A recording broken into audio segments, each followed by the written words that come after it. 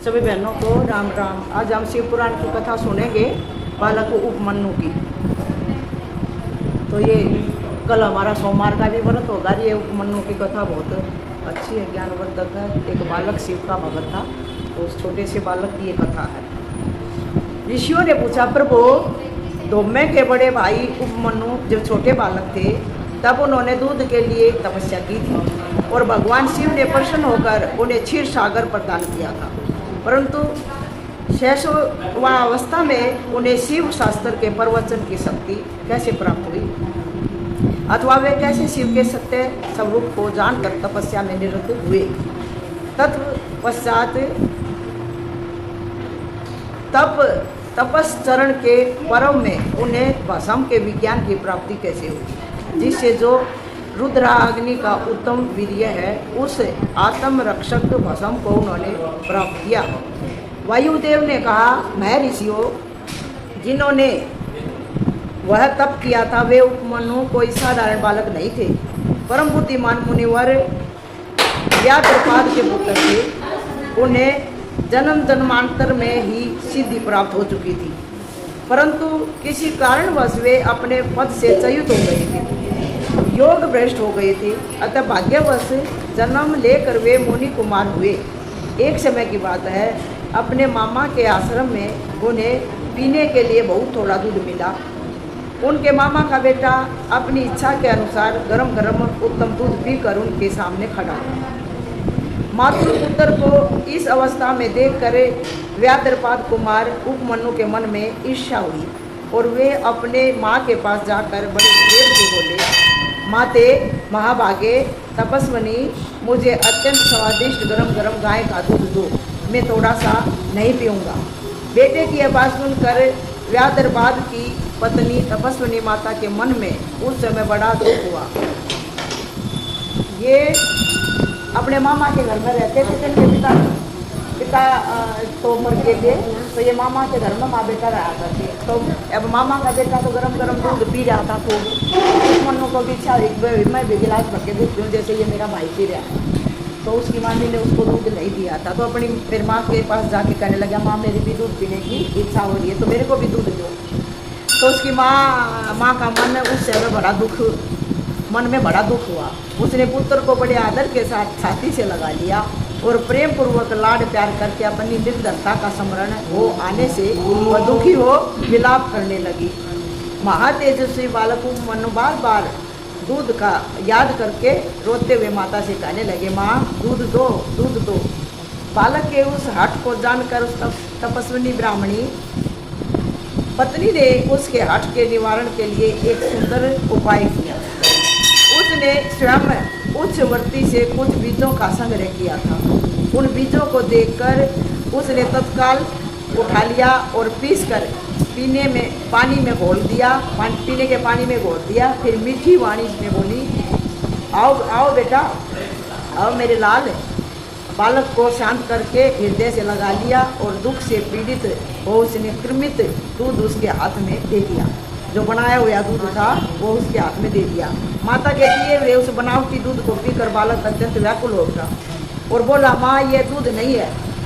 तब वह बहुत दुखी हो गई और बेटे को मस्तक सूंघकर अपने दोनों हाथों से उसके कमल सदृश नेत्रों को पोंछती हुई, रो रहा था ना, पोंछती हुई बोली, बेटा अपने पास सभी वस्तुओं का अभाव होने के कारण दरिद्रतावश मुझे अभाग्नि ने पीसे हुए बीजों को पानी में घोलकर यह तुम्हें मिथ्या दूध दिया था। तुम्हें दूध नहीं दिया मैंने। ऐसा कहकर रोते हुए मुझे बारंबार दुखी करते हो, किंतु भगवान शिव की कृपा के बिना तुम्हारे लिए कहीं दूध नहीं है। भक्ति पूर्वक माता पार्वती और अनुचरों सहित भगवान शिव के चरणारविंदों में जो कुछ समर्पित किया गया हो वही संपूर्ण संपत्तियों का कारण होता है। जो हमने भगवान को समर्पित किया है वही हमें मिलेगा। महादेव जी ही धन देने वाले हैं। इस समय हम लोगों ने उनकी आराधना नहीं की। वे भगवान ही सकाम पुरुषों को उनकी इच्छा के अनुसार फल देने वाले हैं। हम लोगों ने आज से पहले कभी भी धन की कामना से भगवान शिव की पूजा नहीं की, इसलिए हम दरिद्र हो गए और यही कारण है कि तुम्हारे लिए दूध नहीं मिल रहा। बेटा, पूर्व जन्म में भगवान शिव अथवा विष्णु के उद्देश्य से जो कुछ किया जाता है वही वर्तमान जन्म में मिलता है। जो पीछे हम दिया है वही अब हमें इस वर्तमान जन्म में हमें मिलेगा, दूसरा कुछ नहीं है। उपमन्यु बोले, माँ, यदि माता पार्वती सहित भगवान शिव विद्यमान है तब आज से शोक करना व्यर्थ है। महाभागे, अब आप शोक छोड़ दो, सब मंगलमय ही होगा। माँ, आज मेरी बात सुन लो। यदि कहीं महादेव जी हैं तो मैं देर से या जल्दी से ही उनसे क्षीर सागर मांग लाऊंगा। बड़ी दृढ़ संकल्प कर लिया भाई छोटे से बच्चे ने। आज मैं भगवान की पूजा करके उनके दूध का समुद्र मांग लाऊंगा, तो आप चिंता छोड़ दो। वायु देवता कहते हैं, उस महाबुद्धिमान बालक की यह बात सुनकर उसकी मनसुनी माता उस समय बहुत प्रसन्न हुई और यूँ बोली। माता ने कहा, बेटा, तुमने बहुत अच्छा विचार किया है। तुम्हारा यह विचार मेरी प्रसन्नता को बढ़ाने वाला है। अब तुम देर ना लगाओ, शाम सदाशिव का भजन करो। अन्य देवताओं को छोड़कर मन, वाणी और क्रिया द्वारा भक्ति भाव के साथ पार्षद गणों सहित उन्हीं शाम सदाशिव का भजन करो। नमः शिवाय यह मंत्र उन देवादिदेव वरदायक शिव का साक्षात वाचक माना गया है। प्रणव सहित जो दूसरे 7 करोड़ महामंत्र हैं वे सब इसी में लीन होते हैं और फिर इसी से प्रकट होते हैं। यह मंत्र दूसरे सभी मंत्रों से प्रबल है, यही सबकी रक्षा करने में समर्थ है। अतः दूसरों की इच्छा नहीं करनी चाहिए। इसलिए तुम दूसरे मंत्रों को त्याग कर केवल पंचाक्षर के जप में लग जाओ। इस मंत्र के जीवा पर आते ही यहाँ कुछ भी दुर्लभ नहीं रह जाता है। यह उत्तम भस्म जिसे मैंने तुम्हारे पिताजी से ही प्राप्त किया है, यह विरजा होम की अग्नि से सिद्ध हुआ है। कोई भस्म रख रही थी अपने पास, उनके पिता से मिली थी उन्होंने, तो उसी को रख रहा था, उसी का उसका तिलक कर दिया। अतः बड़ी से भी बड़ी आपत्तियों का निवारण करने वाला है ये भस्म। मैंने तुम्हें जो पंचाक्षर मंत्र बताया है उसको मेरी आज्ञा से ग्रहण करो। अब इस समय मुझे अपनी माँ का लिए मेरे को ही अपना गुरु मान ले। इसके जब से इसके जब तुम्हारी रक्षा होगी। वायु देवता कहते हैं, इस प्रकार आज्ञा देकर और तुम्हारा कल्याण हो। ऐसा कहकर माता ने पुत्र को विदा कर दिया।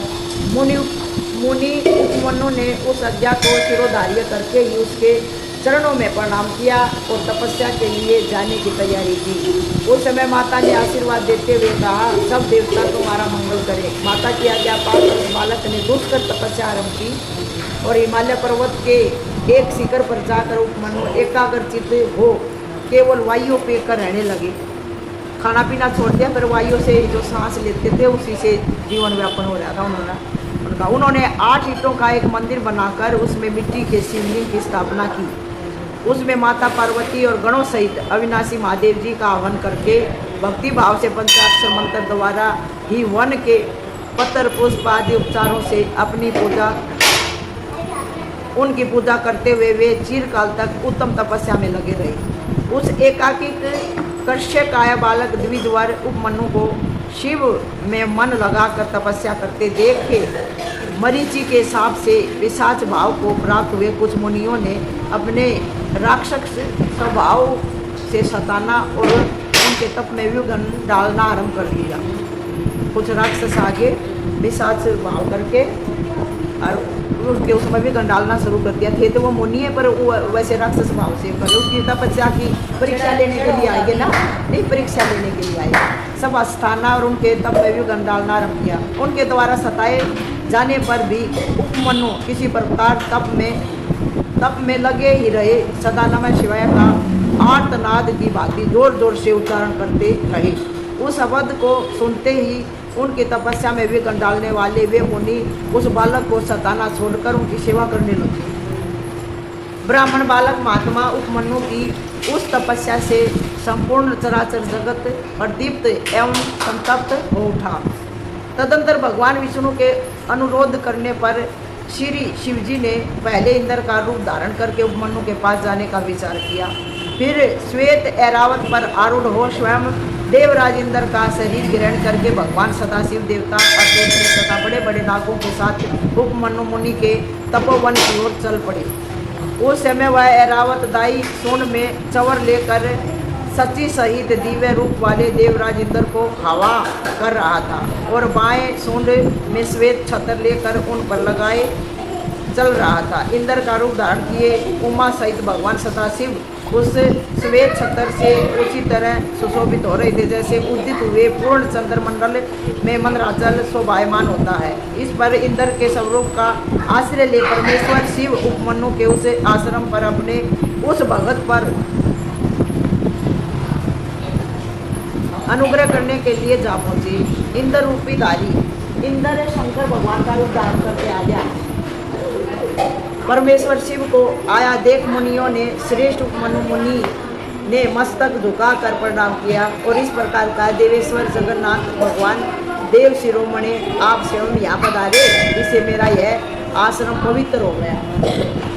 अब इंद्र यहाँ रहता तो इंद्र रूप धारी शिव बोले, उत्तम व्रत का पालन करने वाले धोमे के बड़े भाई महामनु उपमन्यु, मैं तुम्हारी इस तपस्या से बहुत संतुष्ट हूँ, तो वर मांगो, मैं तुम्हें संपूर्ण अभिष्ट वस्तुएं प्रदान करूँगा।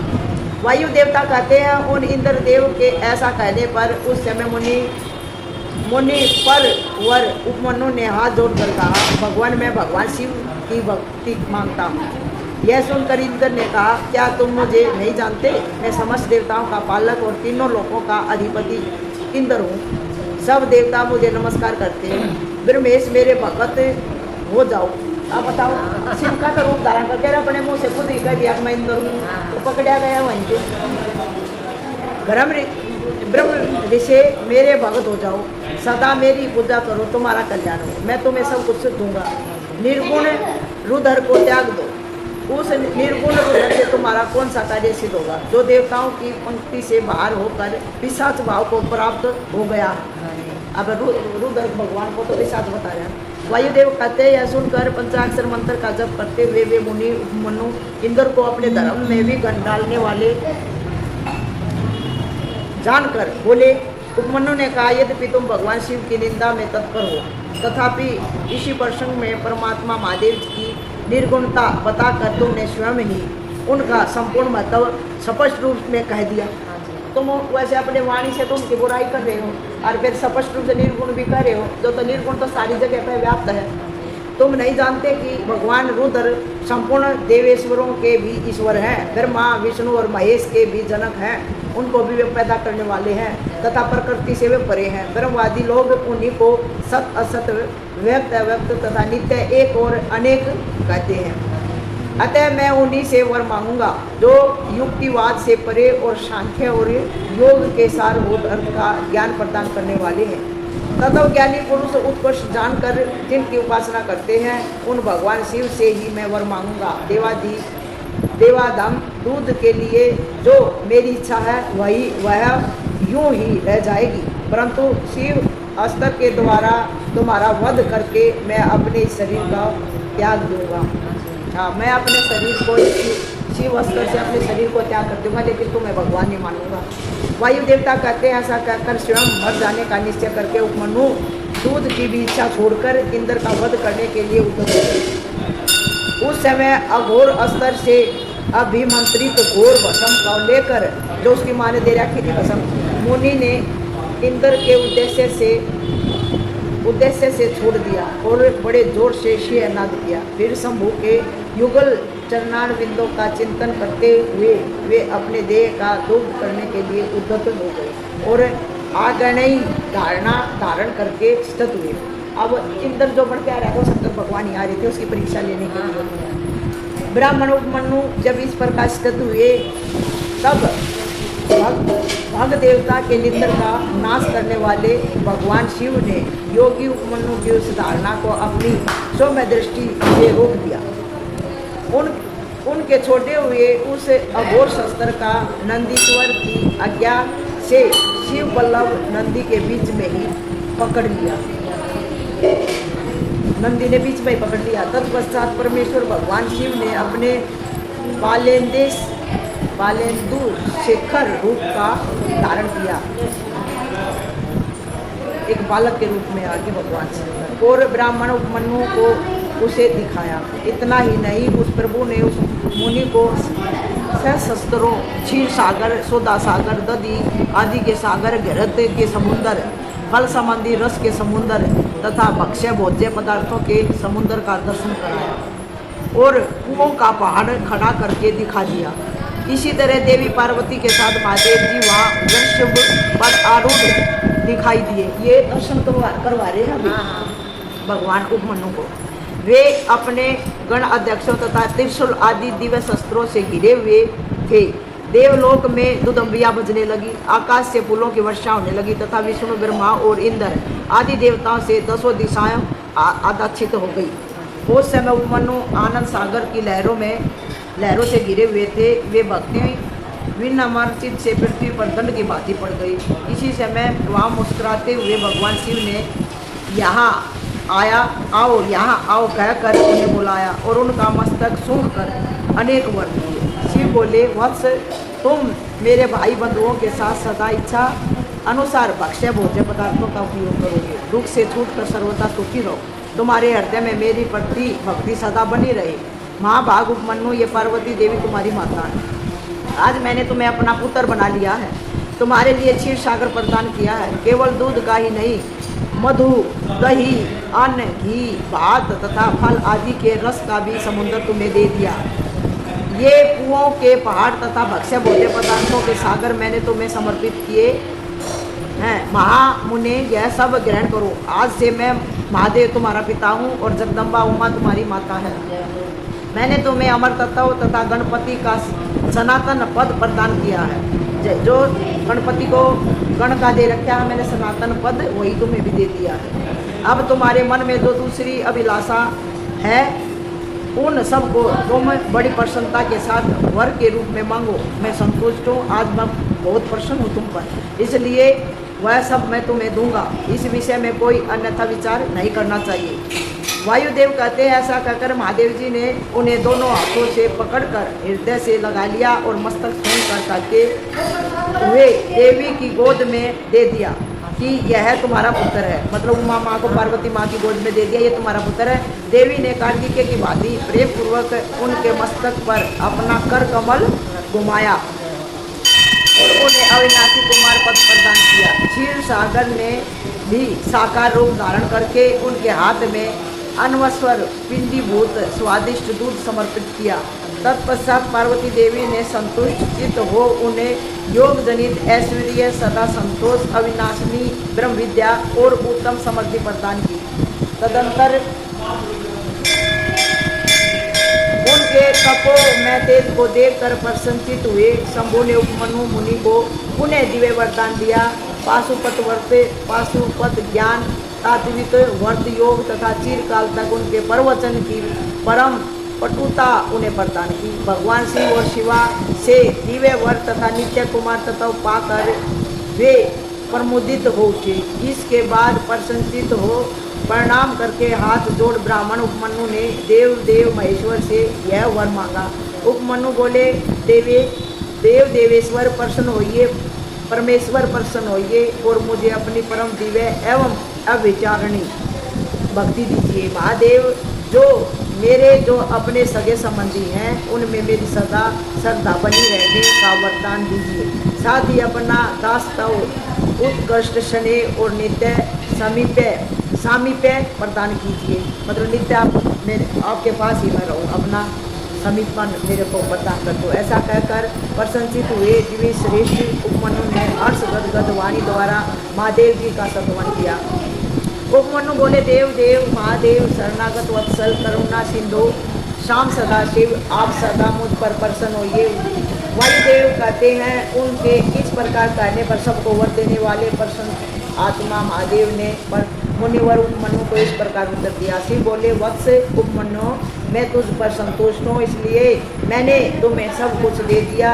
ब्रह्मेश, तुम मेरे सुदृष्ट भगत हो, क्योंकि इस विषय में मैंने तुम्हारी परीक्षा ली है। तुम अजर अमर दुख रहित यशस्वी तेजस्वी और दिव्य ज्ञान से संपन्न हो। श्रेष्ठ, तुम्हारे बंधु बांधव कुल तथा गोत्र सदा अक्षर रहेंगे। मेरे प्रति तुम्हारी भक्ति सदा बनी रहेगी। विप्रवर, मैं तुम्हारे आश्रम में नित्य निवास करूंगा। तुम मेरे पास छह आनंद वितरोगे। ऐसा कहकर उपमन्यु को अभीष्ट वर दे करोड़ों सूर्यों के समान तेजस्वी भगवान महेश्वर वही अंतर ध्यान हो गए। उन श्रेष्ठ परमेश्वर से उत्तम वर पाकर उपमन्यु का हृदय प्रसन्नता से खिल उठा। उन्हें बहुत सुख मिला और वे अपनी जन्मदायिनी माता के स्थान पर चले गए। इस कथा को जो पढ़ेगा सुनेगा तो उनको सुख भोग भक्ति संप्रदाय सब कुछ मिलेगा। बोल श्री शिव शंकर भगवान की जय, उमापति महादेव की जय। सभी बहनों को राम राम। ये उपमन्यु बालक की एक छोटी सी कथा थी, सावन के महीने में हमने आपको सुनाई और आप सुनना और अपने आपका भी ज्ञान बढ़ेगा और हमारा भी मुक्ति का कारण यही है। भगवान के चरित्रों की लीला सुनते रहो।